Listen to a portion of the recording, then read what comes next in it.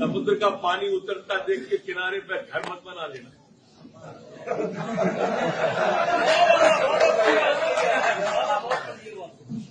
मैं लौट के आऊंगा, ये वादा है।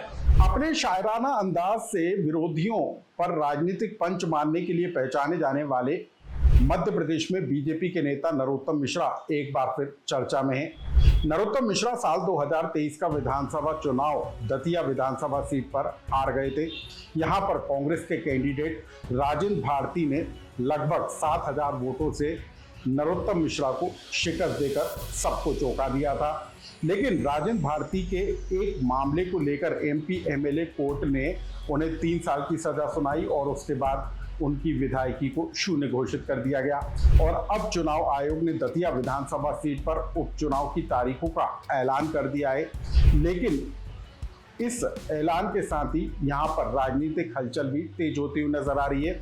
लेकिन आज हम आपको अपनी इस रिपोर्ट में बताएंगे कि आखिर साल 2023 के विधानसभा चुनाव में जब बीजेपी ने 160 से ज्यादा सीटें जीतकर चौंकाया था, तब मध्य प्रदेश की दतिया विधानसभा सीट पर नरोत्तम मिश्रा की हार भी चौंकाने वाली निकल कर आई थी। लेकिन इसके पीछे आखिर वो कौन सी वजह थी जिसके कारण नरोत्तम मिश्रा चुनाव हार गए थे? दतिया विधानसभा सीट जहां पर लगातार 3 बार जीत दर्ज करने के बाद नरोत्तम मिश्रा आखिर चुनाव कैसे हार गए? आखिर वो कौन सी 5 बड़ी वजह थी जिनके कारण नरोत्तम मिश्रा को शिकस्त का सामना करना पड़ा? और अब लगभग 2.5 साल के बाद क्या नरोत्तम मिश्रा उन गलतियों को सुधार पाने में सफल साबित हुए हैं, या फिर कांग्रेस एक बार फिर दतिया विधानसभा सीट पर नरोत्तम मिश्रा को मात देने की स्थिति में है? आखिर बीजेपी और कांग्रेस के अंदर उपचुनाव की तारीखों के ऐलान के बाद किस तरह की हलचल है और आखिर वो कौन सी 5 बड़ी वजह थी जिसके कारण नरोत्तम मिश्रा चुनाव हारे? इस खबर को विस्तार से जानिए। नमस्कार, मैं हूं अनुराग श्रीवास्तव और आप देख रहे हैं एमपी डायरी।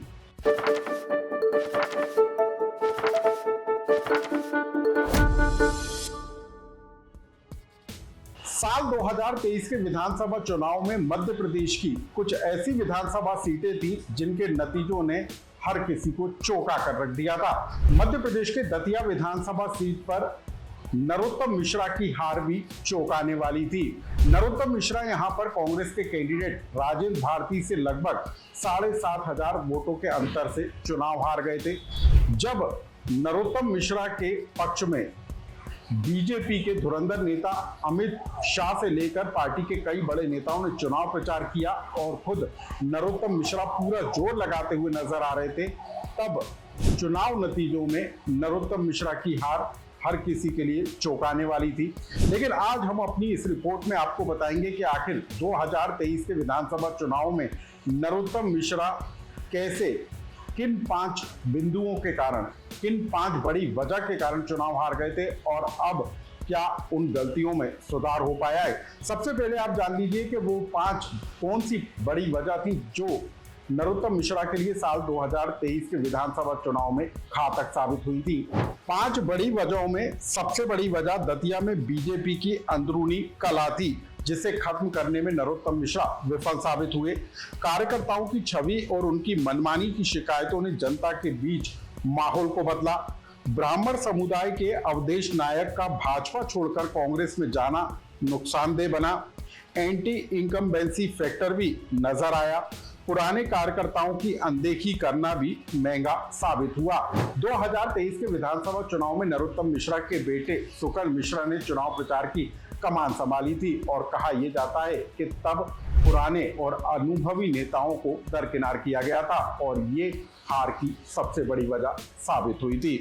अब हम आपको बताते हैं कि आखिर 2.5 साल में नरोत्तम मिश्रा की कार्यशैली में क्या सच में कोई बड़ा बदलाव आया है? आखिर वो कौन से सुधार नरोत्तम मिश्रा ने अपनी हार के बाद किए, इसको भी जान लीजिए। नरोत्तम मिश्रा अपनी हार के बाद लगातार 2.5 साल तक अपने क्षेत्र में सक्रिय रहे और विभिन्न समाज के लोगों के साथ बैठकें की। रूठों को मनाने की कोशिश की गई, पुरानी गलतियों को सुधारने पर जोर दिया गया। नवग्रह मंदिर की स्थापना से अपने हिंदूवादी चेहरे को बरकरार रखने की कोशिश की गई।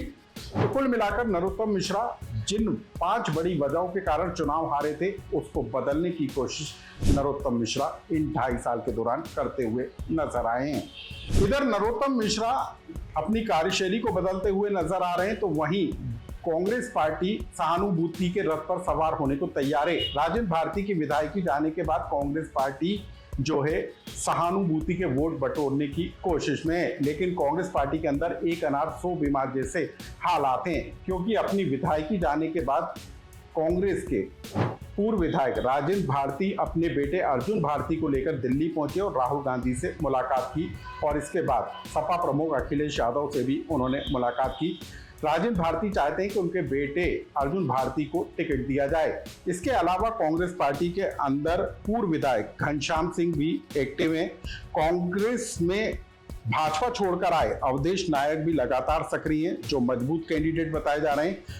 कांग्रेस पार्टी को राजेंद्र भारती की विधायकी जाने की सहानुभूति मिलने की उम्मीद है। वहीं जीतू पटवारी के नेतृत्व की भी परीक्षा इस उपचुनाव में होगी। तो कुल मिलाकर दतिया विधानसभा सीट के उपचुनाव की तारीखों का ऐलान हो चुका है। 30 जुलाई को वोटिंग होगी और 3 अगस्त को नतीजे आएंगे। लेकिन इस उपचुनाव में क्या नरोत्तम मिश्रा अपनी खोई हुई सीट को हासिल कर पाते हैं या फिर कांग्रेस पार्टी अपनी जीत को बरकरार रख पाती है, ये देखना बेहद दिलचस्प होगा।